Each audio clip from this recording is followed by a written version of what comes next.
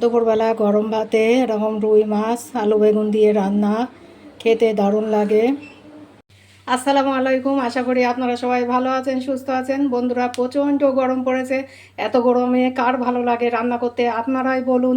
তা আমার এখন রুই মাছ আলু বেগুন দিয়ে রান্না করতে হবে। তা চলুন রান্নাঘরে যাই। আর প্লিজ পুরো ভিডিওটা দেখার জন্য অনুরোধ রইল।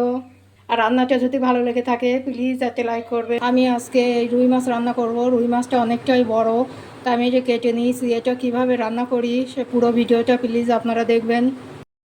রুই মাছটা আমি ভালো করে কেটে ধুয়ে নিয়েছি। এবার লবণ হলুদ মাখিয়ে ভেজে নেব। লবণ হলুদ ভালো করে মাখিয়ে ভেজে নেব।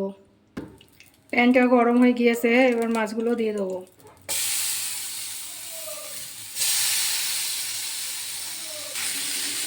মাছগুলো এপিট ওপিট লাল করে ভেজে নেব।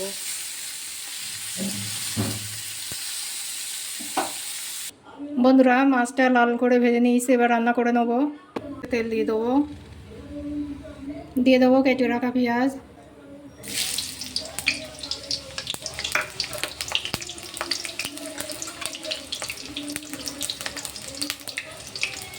অল্প একটু নাড়াচাড়া করে নেব। দিয়ে দেবো কেটে ধুয়ে রাখা আলু,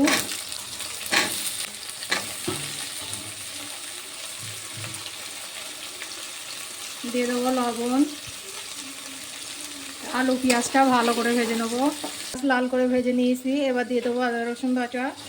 রুই মাছে অল্প লাগে, এটা একটু ভেজে নেবো। আদা রসুনের নয়তো কাঁচা গন্ধ বেরোবে।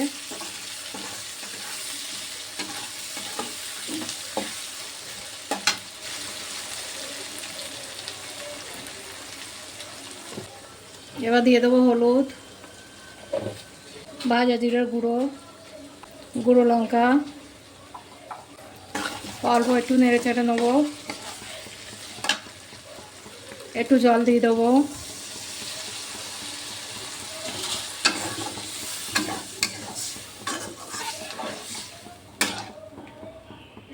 ঢাকনি দিয়ে আলু আর পেঁয়াজটা গলিয়ে নেবো। আলু পেঁয়াজটা ভালো করে গলে গিয়েছে, এবার কষে নেবো। আলুটা আমি খুব ভালো করে কষে নিয়েছি। এবারে ভেজে রাখা মাছগুলো দিয়ে দেবো।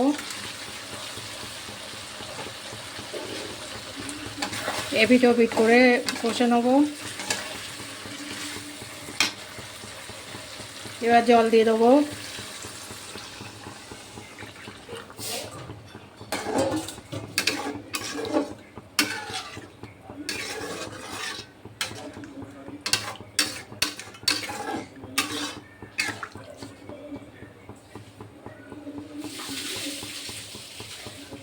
ঝোলটা ফোটার জন্য অপেক্ষা করব।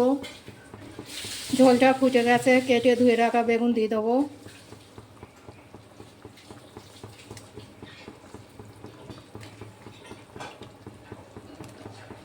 বন্ধুরাও আলাদা ধরনের রান্না, একবার আপনারা বাড়িতে ট্রাই করুন।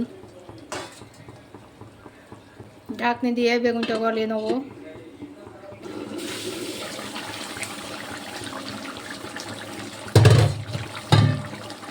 বন্ধুরা, আমার এই বেগুনগুলো দেখুন কি সুন্দর গলে গিয়েছে।